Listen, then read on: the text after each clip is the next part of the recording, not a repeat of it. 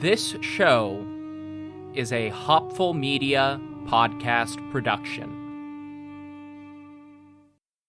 Hey, History of Persia fans. Before Persia, another civilization controlled the Middle East. The very first civilization, the inventors of writing itself. From the clay tablets of ancient Mesopotamia come the oldest stories. The history and myth of the first Mesopotamians is the subject of the Oldest Stories podcast online at oldeststories.net. If you like ancient history, come check out the Oldest Stories after you listen to this episode. The history of Persia is intertwined with conquest. It began with conquest when Cyrus, king of a small city called Anshan, set out to build the greatest empire the world had ever seen. In a series of stunning campaigns, he achieved just that, becoming one of the greatest conquerors in history, and basically started Persian history. After all, you don't get the title the Great for nothing. But he wouldn't be the last great Persian conqueror. Other Persian rulers like Darius the Great, Mithridates I, and Ardashir I would go on to become great conquerors on their own, establishing their own great empires and legacies. If you want to hear their story, and the stories of other great conquerors, many of whom are far less famous despite their great achievements, join me, Ramzi Shalah, on my podcast, The Conquerors Podcast, available on all platforms you listen through.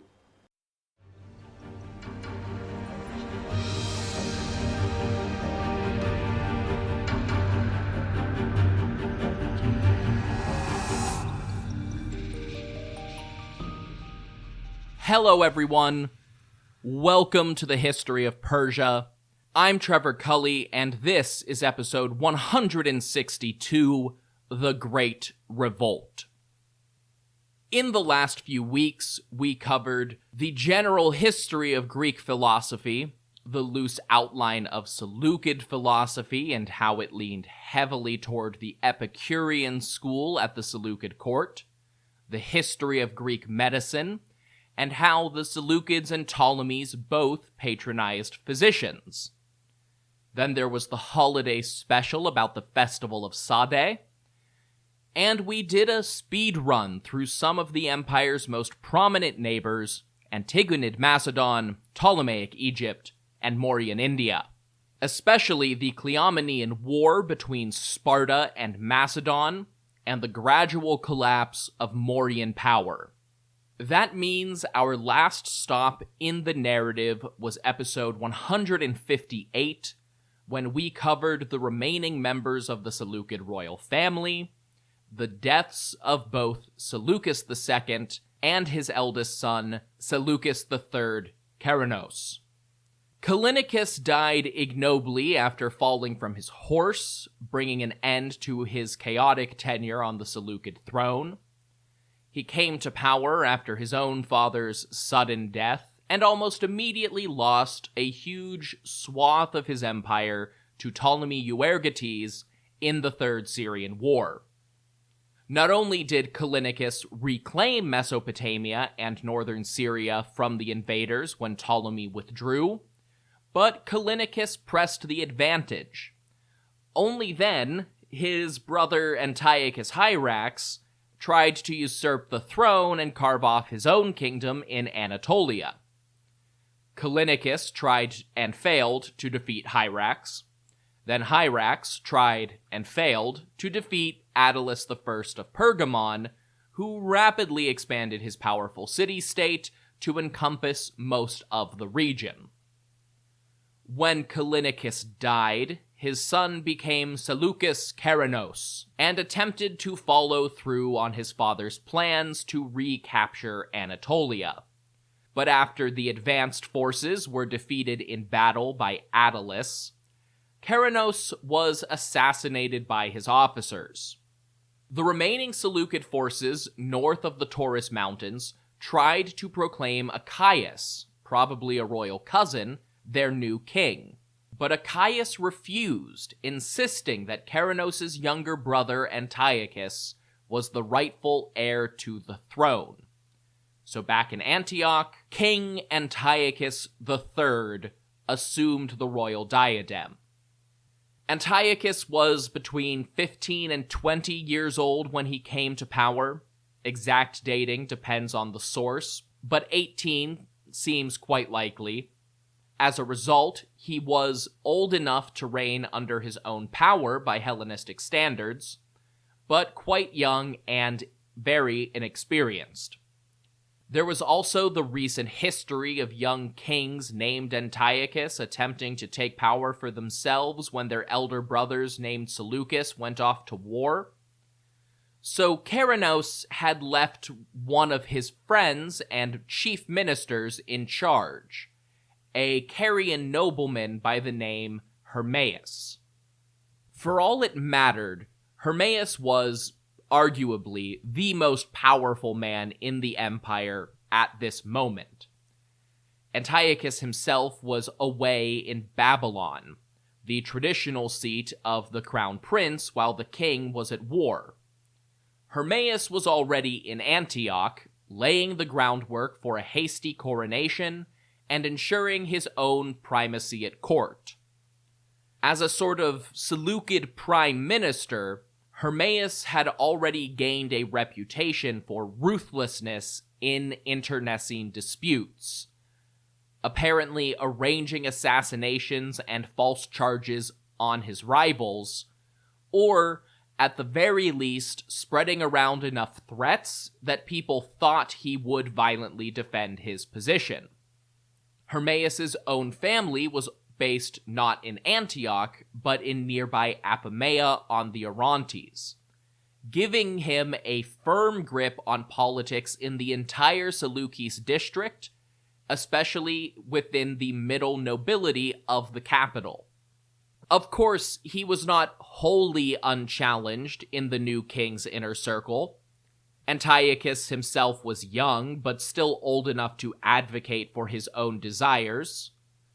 Achaeus was away in Anatolia with the army, but that was a powerful position. Achaeus had a claim to the throne if anything would happen to Antiochus, the loyalty of the army, and he was not all that far away. He could threaten Hermaeus directly. Epigenes, fresh off a defeat in the war with Pergamon, had come back with a portion of the army to consult with the new king and advocate on behalf of the Seleucid military. There was also Diognetos, perhaps not as influential as the other three leading nobles, but tasked with the all-important job of chief diplomat when Antiochus came to power. And a diplomat was needed in that moment for a single, crucial reason. The main branch of the Seleucid royal family was on its very last leg. Neither Seleucus III nor Antiochus III had heirs. Seleucus does not seem to have been married, and Antiochus definitely was not, partly because the Seleucids suddenly found themselves running a deficit on eligible princesses.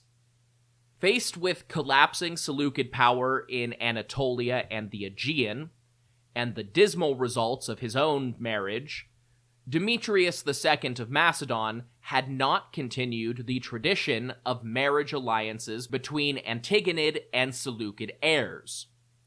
Instead, he sent his daughter Apama, herself a Seleucid, to marry Prusias of Bithynia. With Ptolemy backing Attalus and Pergamon, and the Seleucids forced out of the region, Prusias was the best candidate. Bithynia was also fighting Pergamon, and Macedon was also fighting Ptolemy. It seems like there may not have been all that many unmarried royal women left in the region, and basically none from the kingdoms that had positive relationships with Antioch. Diognetos finally found his new king a bride in the form of yet another Laodike, a daughter of Mithridates II of Pontus, making her Queen Laodike III. In all likelihood, she had initially been considered as a potential bride for Seleucus Keranos. Polybius even suggests that she was betrothed to the Seleucid king for an extended period of time, and Antiochus did not have an extended period of time before becoming king. The royal couple was married in either the city of Zeugma or Seleucia on the Zeugma, which is the name of a river, depending on how you interpret Polybius. The former would seemingly place the ceremony on neutral ground in the Armenian territory of Commagene, while the latter would be on the Seleucid side of the Euphrates River. Regardless, it was much further from Pontus than would have been necessary just a few years earlier, before Attalus conquered most of Anatolia. Despite the unexpectedness of the succession, it all seemed to be going smoothly in Syria, until they received word from the eastern provinces, announcing that Molon, the satrap of Media, and his brother, Alexander the satrap of Persis, refused to pledge support for Antiochus III and were withholding their tax revenues. Molon was also the general in command of the remaining upper satrapies, at this point mostly meaning the southwestern half of modern Iran. So with Molon's declaration, all of the upper satrapies were effectively in open rebellion. When Antiochus convened his advisors to discuss this revolt, Epigenes advised that the king should personally join the army and march east at once to force Molon and Alexander to submit. He insisted that it would be essential for Antiochus to be seen personally dealing with an outbreak of rebellion. Epigenes even raised the possibility that Molon wouldn't actually fight against them if the king was present on the battlefield, or failing that the rest of the eastern nobility would turn against their satraps and hand the rebels over to Antiochus for judgment. According to the ancient historian Polybius, Hermaeus flew into a rage at this suggestion, accusing Epigenes of plotting against the kingdom and trying to lead the young Antiochus into a trap by carrying him off surrounded by an army loyal to Epigenes rather than the crown. When Epigenes offered that he didn't have to be the commander, Hermaeus could take control of the army in his stead, which was a job that high-ranking nobles were expected to do regardless of their specialty. Hermaeus excused himself on the basis that he lacked experience. That was almost certainly true, but a point of embarrassment for the prime minister, made in an open council setting in front of the new king. It was a bad look. Instead, Hermaeus overruled the rest of the council and appointed a pair of generals called Xenon and Theodotus to command the army going east to fight Molon, while simultaneously insisting that Antiochus himself take command of an army marching south to invade Syria, the remaining Ptolemaic territory in Asia. Ptolemy III was known to be sick. His sons were quarreling with one another behind the scenes, and the Egyptians had been relatively hands-off in the region since the end of the last war. To Hermaeus, this seemed like an easy opportunity for Antiochus to gain some royal legitimacy and to strengthen his own position by offering an easy win and securing the borders nearest to his own seat of power. Then, a letter supposedly arrived in Antioch, supposedly sent by Achaeus, and supposedly claiming that Ptolemy was encouraging Achaeus to seize the throne for himself and offering support for a coup. Of course, in this letter, Achaeus made it clear that he had no intention of accepting such an offer, only that he needed to warn Antiochus of the problem. Polybius presents this letter as a forgery drafted by Hermaeus to warmonger against Egypt. But with the benefit of hindsight, I don't think that's true. If the letter existed at all, it would have been the real deal, and we will get into my reason for thinking that towards the end of this episode. The modern scholar John D. Granger offers an interesting interpretation of these debates around Molon's rebellion. He points to the fact that Molon did not take military action to begin this revolt, and to the ongoing power struggle between Hermaeus, Epigenes, and the other high-ranking ministers. To Granger, this suggests that Molon rebelled against Hermaeus as the ranking power in the kingdom, rather than Antiochus himself. Granger also suggests that Epigenes spoke in favor of taking Antiochus to the east in order to get the king away from Hermaeus' influence and turn the tables, potentially hoping to convince Antiochus to see Molon's side of the debate and oust Hermaeus from power instead. But in the end, the sitting prime minister was just too influential. I think there is almost certainly some truth to Granger's idea. I don't know if I buy Epigenes and Molon were secretly collaborating, just as Hermaeus accused, but the idea that Epigenes wanted to pull Antiochus away from Hermaeus' influence makes a lot of sense. It would also explain why Hermaeus was more than happy to participate in leading an army to the south, because he needed to keep up his own influence on the king. Shortly after the royal wedding and Laodice's coronation as queen, Antiochus III began preparing himself and his army for war with Egypt. Or, more accurately, less than 1/6 of his army, almost half of the Seleucid Empire, as it stood before Seleucus Callinicus, was now either conquered by Pergamon or in open rebellion. Achaeus still had an army in the field to the north, and another army had just left going east with Xenon and Theodotus. Antiochus only had access to a small fraction of his kingdom's hypothetical might for this war with Egypt.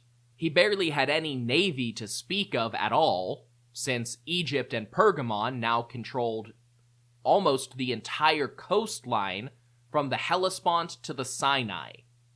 The army that could be mustered would also be disjointed and poorly balanced, as the Iranian provinces routinely produced the bulk of the empire's cavalry, a disparity that would be shared by the army headed east. According to Polybius, Molon spent this time preparing for war too, but he did it by drilling his troops to prepare for battle as Macedonian-style phalangites and bribing the lesser satraps and local governors in Susiana, Drangiana, Aria, and Carmana to support him. As Xenon and Theodotus approached with their army in 221 BCE, Molon led his forces out of the Zagros Mountains, both to intercept the loyalists and to occupy more territory, seizing control of a region that Polybius identifies as Apollonia. It is not clear what region that is supposed to be, based on Molon's route and Strabo's geography. We get the impression that it was a temporary identity for the eastern part of Assyria around the city of Arbela, which is modern Erbil. In antiquity, this was more often called Sidakene. Either way, he crossed the Zagros Mountains into the western plains and intercepted this oncoming army. Polybius simply says that Theodotus and Xenon retreated in the face of a larger and better organized host. He also says that Molon's army celebrated as if they had won an actual victory, and Xenon is never mentioned again. Maybe there was a battle, maybe there wasn't. But in practical terms, Theodotus and his troops escaped, and Molon not only gained Apollonia, but advanced toward Seleucia on the Tigris. He was only halted by the fact that a loyal commander called Zeuxis had pulled all of the river boats for miles in every direction to the western bank of the river to prevent Molon's army from crossing. When news of this defeat reached Antioch, Antiochus's first instinct was to redirect his efforts away from this hypothetical invasion of Coel Syria and go east in person, as Epigenes had first suggested.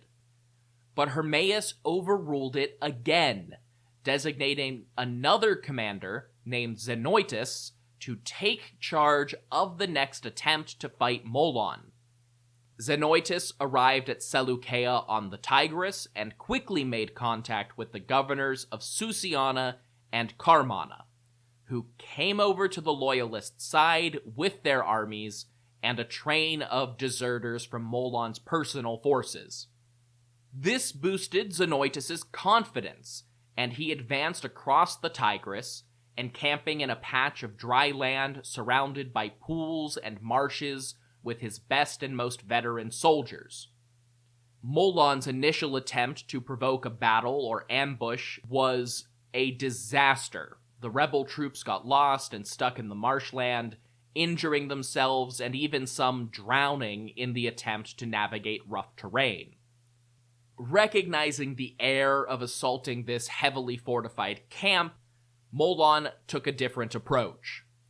He beat a hasty retreat, abandoning his baggage train on the eastern bank of the Tigris and racing back toward Media as fast as his army could go. Zenoitis' army seized the abandoned camp and partied to celebrate all of the great loot they had just acquired, back out in the plains on Molon's side of the river. Of course, Molon had not actually fled the field. His troops stopped a few miles to the north, ate their suppers, and turned back around to go to their camp, which was now full of drunken and sleeping enemies. The rebels fell on the camp in a violent melee, killing most of Zenoitis' soldiers in their sleep. Zenoitis himself tried to rally a gallant final charge into enemy ranks and was killed, while still other loyalist soldiers tried to swim to safety and drowned in the middle of the river, some even taking their pack animals down with them. It was an unmitigated disaster for the Seleucid side, and their remaining forces evacuated the region. Zeuxis assumed command of what little remained of the army, alongside Pythiades, now the former satrap of Carmana, and they went north as Molon's army crossed the river and occupied Seleucia. Then Molon and Diogenes, the satrap of Susa, both turned around and went east. Molon swept along the Persian Gulf coast to establish control over Carmana and Gedrosia, before turning his sights on Susa. Diogenes barricaded himself in the citadel of the city and settled in for a siege when Molon's forces arrived to try and take Susiana by force. When Susa proved to be too well supplied and defended, Molon abandoned his assault and just went back to Seleucia to establish control over Babylon, establishing himself as the ruler of Mesopotamia as far west as a little city called Europus, on the western bank of the Euphrates. This was a town initially established as a fortress by Seleucus Nicator, and named in honor of his own birthplace, a Macedonian town called Europus. The local Aramaic speakers simply called the new Europus the fortress, or Dura in their own language. For archaeological convenience, we usually call it Dura Europus today.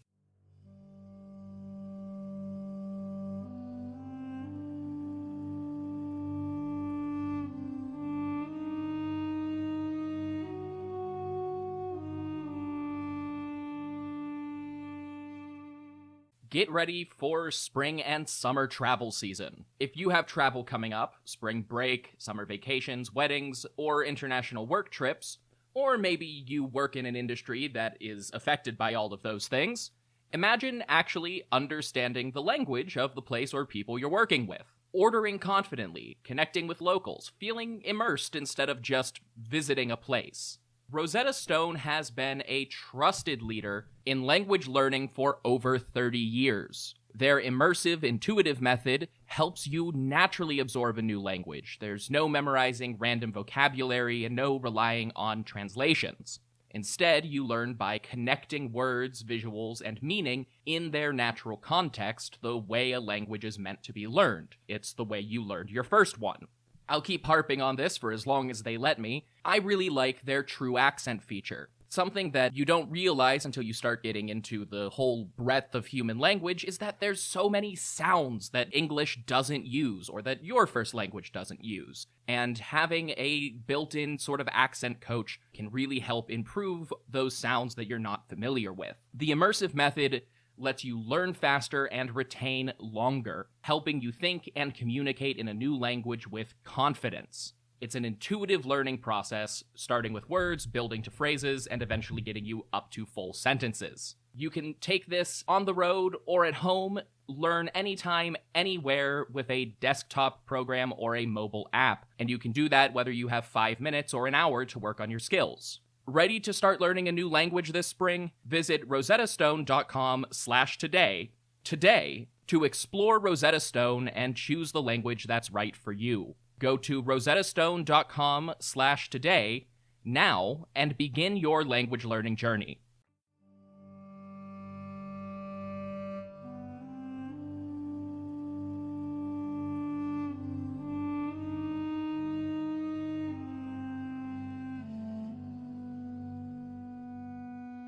I want to step back for a moment here and address another city in this occupied region, though. Babylon itself. First, a brief aside to mention something interesting that happened in the city shortly after Antiochus III became king. The Esagila, Babylon's greatest temple, was robbed. Gold, silver, and precious stones were looted from the temple treasury in 222. The culprits were caught relatively quickly and sentenced for their crimes according to one judicial chronicle from that summer. It's an interesting anecdote and likely points to an ongoing climate of unrest in the city as the Seleucid Empire became more and more unstable. That is just one element of the bigger picture here. I think, by and large, people today understand how small towns eventually die out. The smaller a town is, the less there is to hold residents and attract new people, until eventually so many people have moved away that there's just not a local economy, and the final residents simply have to leave or die off. This happens to small towns and villages all over the world all the time. It's just not a sudden thing. It takes years or decades or even centuries for the whole process to play out. It really only happens in rural areas. The closer you are to a city, the more likely that small town is to just be absorbed and built up into a suburb. Often, by the end, it barely seems like a town at all. There's just a few people living far from the nearest place of note. What is harder to grapple with is the process by which great cities decline into small towns and eventually into abandonment. Of course, it would be much harder for the megalopoles today to suffer the same fate with the incredible size of our buildings and urban sprawl fueled by modern modes of transportation. That said, the Babylonians had the most incredible buildings and the broadest urban sprawl ever conceived at their own time. The Hellenistic period is also the period of Babylonian decline, when Babylon went from one of, if not the, greatest city in the world to a second-rate settlement that appeared less and less frequently in recorded history. Of course, the city had suffered blows before, with multiple sacks by the Assyrians before the history of Persia even began, but the Hellenistic period saw more frequent unrest and conflict in and around Babylon than the city had seen in centuries. This is the most chaotic period of Babylonian history in something like 400 or 500 years. That's enough time for civilizations to rise and fall all on their own. We've mentioned several riots or skirmishes breaking out inside the city walls before, and Molon's occupation of Babylon would have seen yet another full-on military occupation of the city within the same generation that witnessed Ptolemy III's brief conquest and sack of Babylon. Those are just the recent examples. The beginning of the Hellenistic Age saw repeated clashes in the city as the Diadochoi fought to establish their kingdoms. Plus, these occupations and revolts are inevitably followed by an imperial counterattack. Repeated occupations put strain and fear on the population, and strain like that causes people to leave. Even if they only mean it to be temporary, look at any refugee population in history, and you can see that many people settle into a new place and never go back. On top of that, the foundation of Seleucia on the Tigris shifted the region's economic and cultural focus slowly but surely. Babylon was no longer the local residence of the king and his court. That meant that many of the nobles who would previously have concentrated themselves in Babylon shifted to Seleucia. With them, the various artisans and servants who would have previously been in Babylon to serve the nobility had to seek work in Seleucia, and from there, the merchants and the farmers who supported the artisans and the servants also had to focus on the new city. This didn't happen overnight. Especially early on, it wasn't clear at all if Seleucia would be a successful experiment. But as Seleucia grew, Babylon shrank. As the Hellenistic wars raged in and around the city, people fled, and Babylon shrank. At this point, in the 3rd century BCE, Babylon was still a very important city to the region. But the decline had begun, and events like Molon's revolt accelerated the situation. And every successive version of that accelerated the situation until sometime around the 1st century CE, the city truly began to die. All of that said, Molon's rapid success in the east was not the only shift in the status quo after Antiochus III became king. No sooner had Hermaeus started trying to convince Antiochus to invade Coel Syria while old Ptolemy III was focused elsewhere, than Ptolemy III Euergetes died. Euergetes' eldest son, naturally another Ptolemy, was just as young as Antiochus, and just as much under the influence of his advisors. Unlike Antiochus, Ptolemy IV Philopator, Ptolemy of the loving father, had many living relatives. His most powerful aristocrats, with or without the new Ptolemy's permission, engineered a massive purge of Ptolemy's brother, mother, and other royals beside the young king and his new sister wife, Arsinoe III.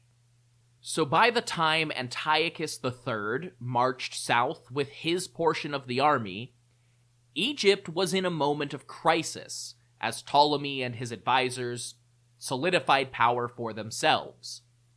This left the initial stage of Antiochus's advance wholly undefended as he marched through Syria and approached the Lebanon mountains. The first strike in a fourth Syrian war. The only thing that stopped Antiochus from besieging the cities of Phoenicia outright was an exceptionally well-guarded mountain pass and highly effective Greek commander in the Ptolemy's employ. While trying to circumvent Mount Lebanon, Antiochus's army was repeatedly repulsed by the Ptolemaic fortifications in the mountain pass. Around the same time as this defeat, word arrived that Molon had not only defeated another army, but had advanced to seize more territory by force. Faced with a crisis, and not making progress in Syria, Antiochus finally overruled Hermaeus and ordered his troops to return to the Seleucids, rest up, and prepare to go east. Hermaeus continued to insist that this was a bad idea, arguing with Epigenes as Antiochus tried to get their advice. Even with Hermaeus making thinly veiled threats against his other counselors, the situation was apparently too dire for the others to back down this time, and Antiochus decided that he would face Molon in person. According to Polybius, Hermaeus promptly started acting like this was a great idea that he had always supported, because ass-kissing knows no century. Their march into the east got off to the sort of start we might expect for an army in this situation. Antiochus, his counselors, and the royal army were still at Apamea on the Orontes, barely back from the Syrian campaign, when another dispute between Hermaeus and Epigenes led Antiochus to dismiss the latter from his court altogether. Epigenes was gone. This was immediately followed by a portion of the army going on strike in protest of unpaid wages and their preferred general's dismissal. They settled for their back pay, and most of them fell back into line, but only most. Polybius says that 6,000 troops from Kyrene, the area of northern Syria between the Seleucids and the Euphrates River, went home and rebelled. And one of the army's commanders had to be left behind with even more troops to subdue this revolt inside the capital district. Worried that Epigenes might try to sabotage him while he was away, Hermaeus moved against the old general as well. He accused Epigenes of conspiring with Molon, had the former general's home searched, and wouldn't you know, a letter from Molon was supposedly found inside. Hermaeus convinced the king to have Epigenes executed for treason. Antiochus, now short one of his finest generals, prepared the army at Antiocheia, better known before and after the Seleucid period as Nisibis or Nisibin, over the winter of 221 before heading east. However, before we can address Antiochus's trip to Media, I still need to talk about the third front in this mess of a war and backstabbing, because Achaeus was still in Anatolia with his portion of the Seleucid army. And as the rest of the kingdom got pulled in different directions, Achaeus went back on the offensive against Pergamon.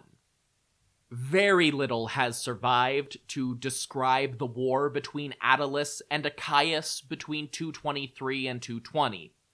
But by the time Antiochus reached Babylonia, on his way to fight Molon, Achaeus was well on his way to reclaiming almost all of the Seleucid territory in Anatolia, and Attalus had retreated behind his antebellum borders.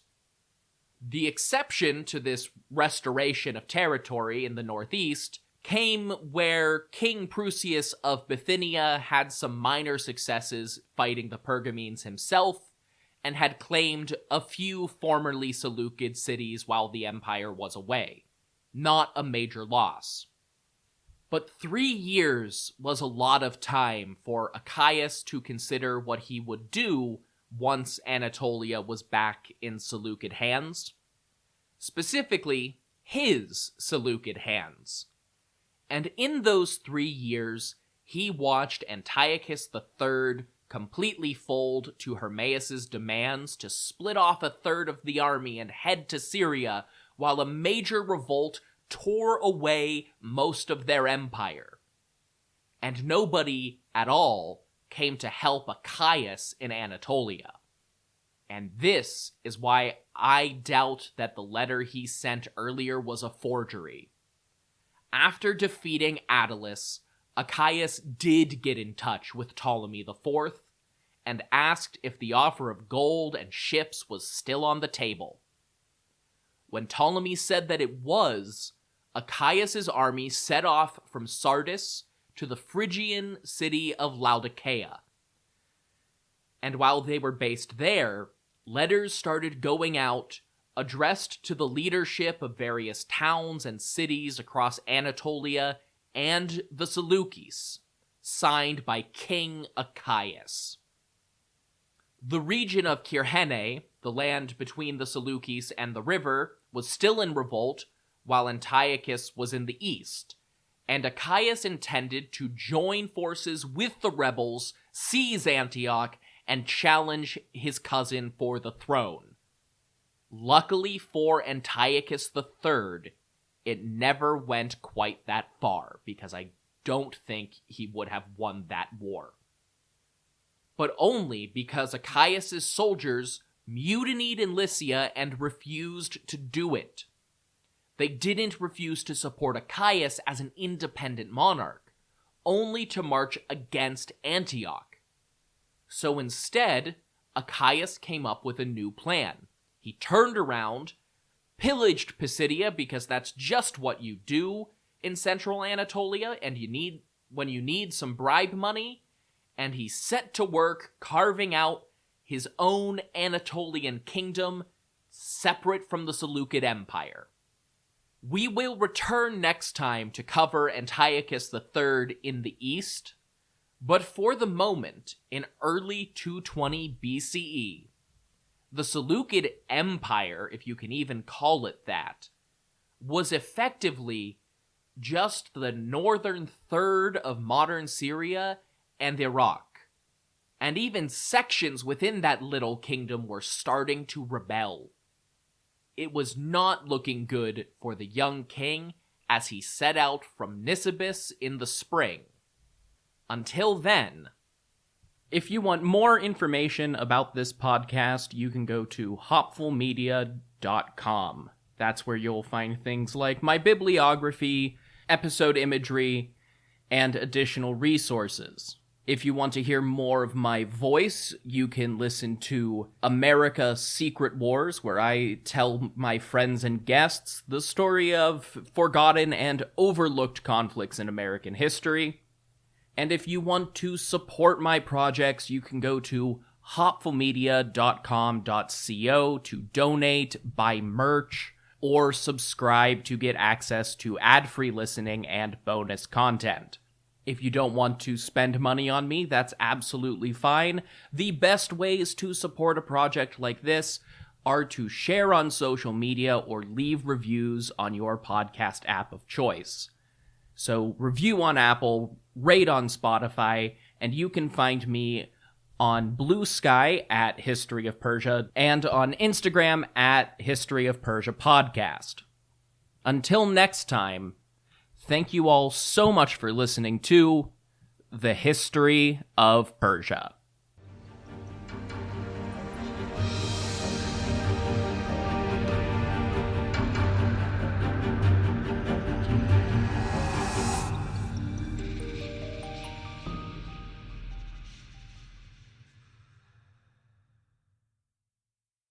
If you're a podcast host, listen up, this one's for you. My name is Allie Jackson. I'm the host of Finding Mr. Height, a dating and relationship podcast that I've been doing for 4 years now, sharing my positive and practical approach to dating that's built on my own life experience. And I wanted to share another experience that I've had, my secret behind monetizing my show. It's called Red Circle, and I was just telling my colleague about how much I love their platform. With Red Circle, not only am I getting a seamless hosting experience, but I also love the support I receive in ad sales. It's not just typical ad sales either. It's targeted opportunities based on my show and my life. And the platform is super simple. You just set your preferences and Red Circle matches you with sponsors that align with your show. You can vet every opportunity and their platform gives you great analytics. More recently too, my Red Circle team has brought me opportunities outside of my podcast on social media to really augment the podcast partnerships, bring them full circle. I just can't recommend them enough. If you want to give it a try, go to redcircle.com to get your free trial. That's redcircle.com for a free trial. Hey, History of Persia fans. Before Persia, another civilization controlled the Middle East, the very first civilization, the inventors of writing itself. From the clay tablets of ancient Mesopotamia come the oldest stories. The history and myth of the first Mesopotamians is the subject of the Oldest Stories podcast online at oldeststories.net. If you like ancient history, come check out the oldest stories after you listen to this episode.